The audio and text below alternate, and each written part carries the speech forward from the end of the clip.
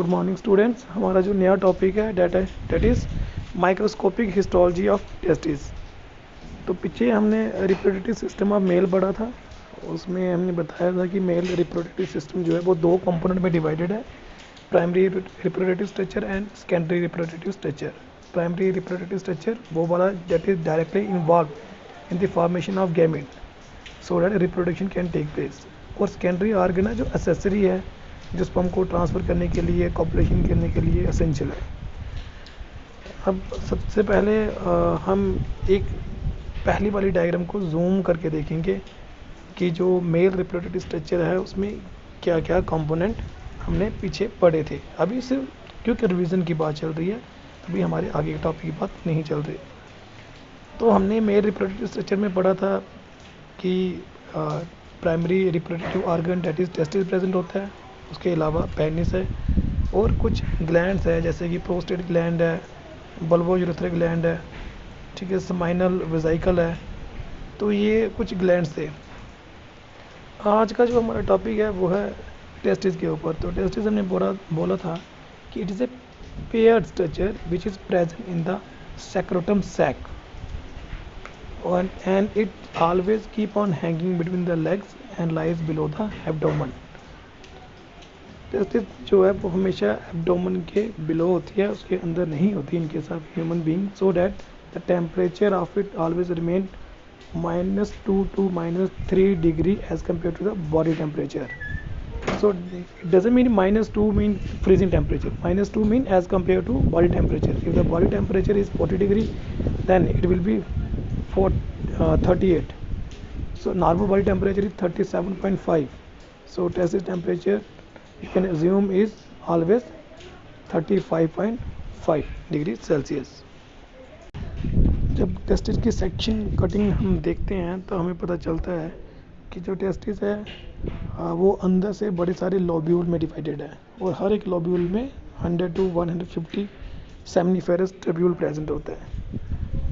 This seminiferous tubule is mainly essential for the production of the gamete. तो ये seminiferous tubule होते हैं जो गैमेट प्रोडक्शन के लिए रिस्पॉन्सिबल होते हैं। सेमनीफेरस ट्यूब्यूल के अलावा between the spinal seminiferous tubule interstitial cell present होते हैं that is essential for the production of testosterone hormone.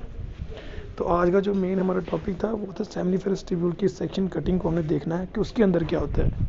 तो सेमनीफेरस ट्यूब्यूल की जो लाइनिंग होती है it is lined by cuboidal epithelial cell, जिसको हम जर्माइनल सेल भी बोलते हैं, प्राइमोडियल जर्माइनल सेल भी। ये क्यूब लाइक होते हैं, that is why we call it as cuboidal germinal cell. इन सेल का दूसरा नाम होता है spermatogonia, because this cell keep on dividing. तो ये सेल लगातार डिवाइड कर रहे होते हैं और जब ये डिवाइड करते हैं तो डिवीज़न से जो सेल प्रोड्यूस होते हैं उसे स्पर्मेटोगोनिया बोलते हैं। स्पर्मेटोगोनिया जो है ये ग्रोथ फेज में एंटर करते हैं और प्रोड्यूस करते हैं प्राइमरी स्पर्मेटोसाइट।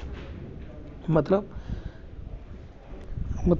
जो स्पर्मेटोगोनिया था, जब ये अपना साइज़ को गेन कर जाते हैं और ये बड़े हो जाते हैं तो हम इसे बोलते हैं ये प्राइमरी स्पर्मेटोसाइट है जो कि डिप्लॉइड है। उसके बाद ये एंटर करते हैं मैचुरेशन फेज़ में। जब ये मैचुरेशन फेज़ में एंटर करते हैं तो इनके अंदर होती है म्योटिक डिवीज़न। म्योटिक डिवीज़न की वजह से ये हैप्लॉइड बन जाते हैं और हम उसे बोलते हैं सेकेंडरी स्पर्मेटोसाइट। सो प्राइमरी और सेकेंडरी स्पर्मेटोसाइट में ये डिफरेंस है कि प्राइमरी स्पर्मेटोसाइट डिप्लॉइड होता है लेकिन सेकेंडरी स्पर्मेटोसाइट जो वो हैप्लॉइड होता है। जो सेकेंडरी स्पर्मेटोसाइट है then it entered into second meiotic division, जो कि रिडक्शनल नहीं है, इक्वेशनल डिवीज़न है। और जब वो दूसरी डिवीज़न में एंटर करता है तो जो सेल बनते हैं हम उसे स्पर्मेटिड बोलते हैं।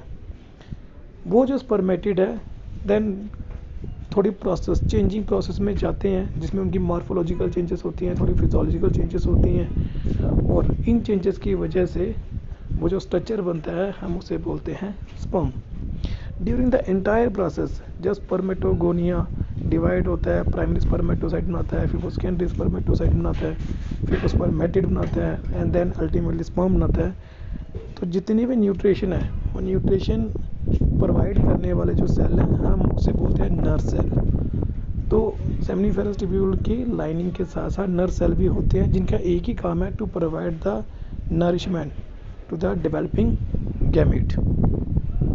तो होपफुली आपको इस चीज़ का पता चल गया होगा कि क्या है ये histology of the death. Secondly कई बार स्टूडेंट कंफ्यूज हो जाता है कि नर्व सेल कौन से होते हैं, तो नर्व सेल का दूसरा नाम जो है वो सटोडी सेल है, जैसे कि डायग्राम में दिया हुआ है।